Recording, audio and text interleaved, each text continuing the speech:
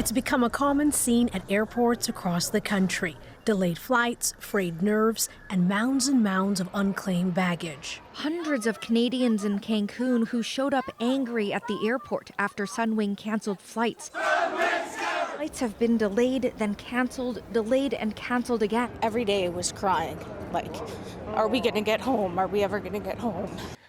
Yeah, those were scenes from this past winter. If you were traveling then, maybe you're still mildly traumatized from it all. A really bad storm swept the country, leading to a crush of flight delays and cancellations.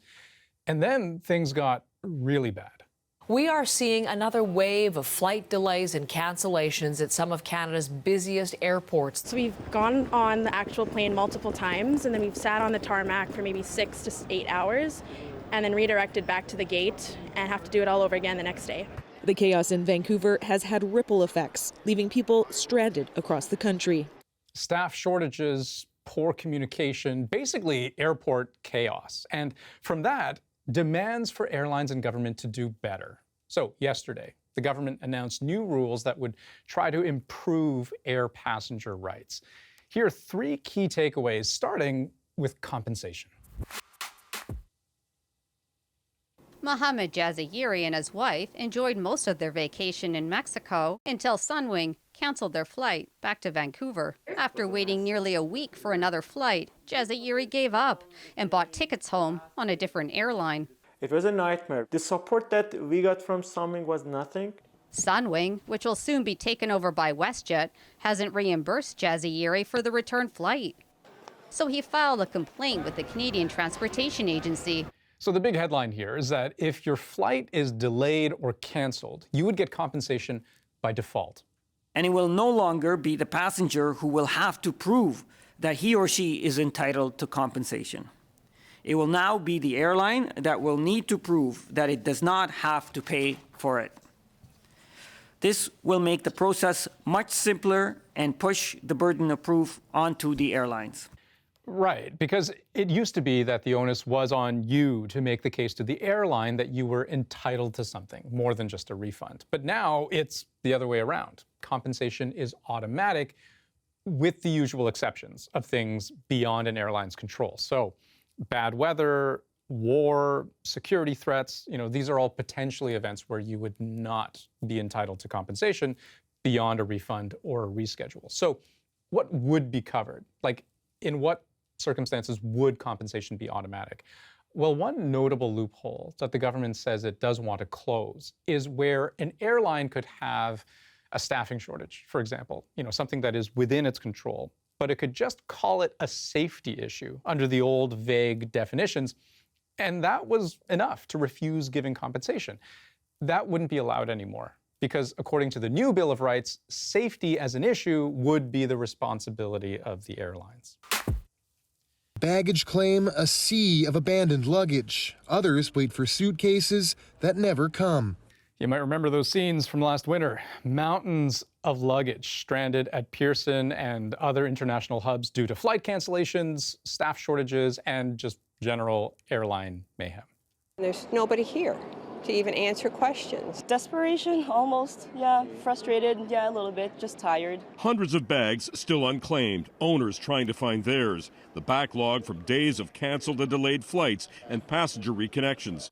Well, now the government intends to require compensation for delayed baggage. That's a big change from before, where typically you'd only get compensation for lost or damaged luggage. Now, as with almost all aspects of these new air passenger rights, there's a lot we don't know. For example, how late is late before you'd be entitled to compensation? And how would that scale with how late the bags are? Because, obviously there's a big difference between your bags being a little bit late or, say, being so late that it doesn't even arrive until after your vacation's done. To what extent would that be covered? TBA. But in principle, late bags equal money for you. Okay, one more big takeaway to consider here: complaints and how they'll be dealt with. The current backlog is huge.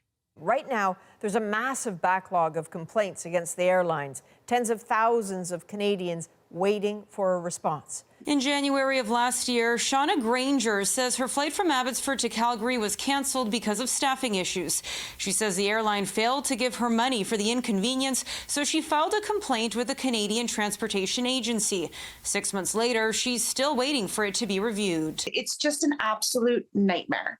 So the Canadian Transportation Agency says there are upwards of 45,000 complaints in the queue right now. That's more than triple the tally from a year ago. And this ballooning backlog means each case now needs at least 18 months to handle, which is a long freaking time, right? So what's the answer? Well, let's start here. The legislation says airlines would basically have 30 days to respond to complaints. If it escalates to the Canadian Transportation Agency, it would have an additional 60 days to handle it. But more than that, airlines would have to share in the cost of handling that mountain of escalated complaints.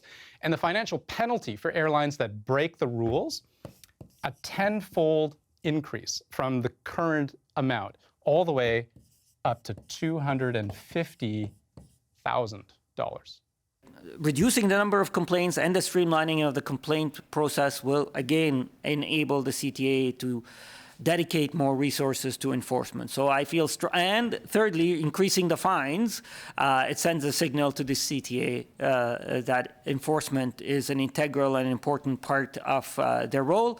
So in theory, the idea is to give airlines more of an incentive to brush up on their service, reducing the number of complaints against them and cutting down on the complaints backlog.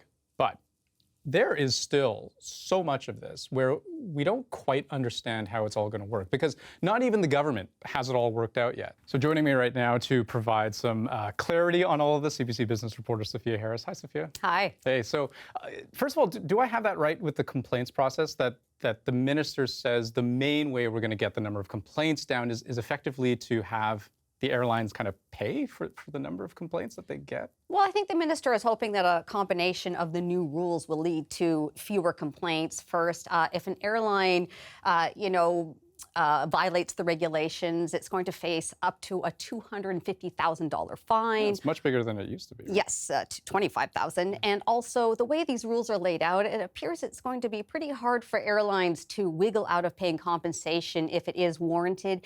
And yes, to your point, if an airline is the subject of a complaint, it is going to be on the hook for paying some or all of the costs involved in resolving that complaint. So if I were an airline, I really would be trying hard not to let those complaints get to the, CTA process. But you said something really interesting there, the way the rules are laid out, because I feel like there's actually a lot about the rules we don't understand, right? Like, sort of, what are the exceptions to compensation? Yes. What are even the compensation amounts? Like, this is kind of a work in progress. Yeah, I mean, the rules sound tough in theory, but the question is how this is all going to play out. For example, the minister announced stricter rules for lost and delayed baggage, but we don't even know what those rules are yet. That's TBA. And then the exceptions to the mandatory compensation rules, what are they? The minister yesterday suggested that a snowstorm would be an exception, which makes sense. But we're not going to get the full list until later this year following a consultation process. So much to be figured out before we can sort of look at it and then perhaps start poking holes. I do wonder in the meantime whether some of these airlines are going to sort of factor in all of this as just a cost of doing business, right? Like sure, maybe they're paying out compensation more, but then our tickets just end up costing more. I spoke with an industry group, the National Airlines Council of Canada, and they said exactly that these added costs will lead to higher airfares.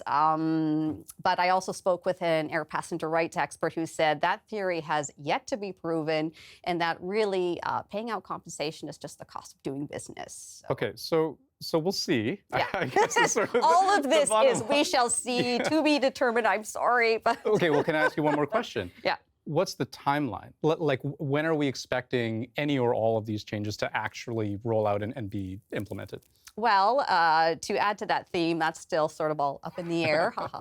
The Transport Canada said that they would like these rules to be enacted at the earliest opportunity, whatever that means. However, it did say that the plan to streamline or speed up the CTA complaints process, that could be put into effect as early as September 30th.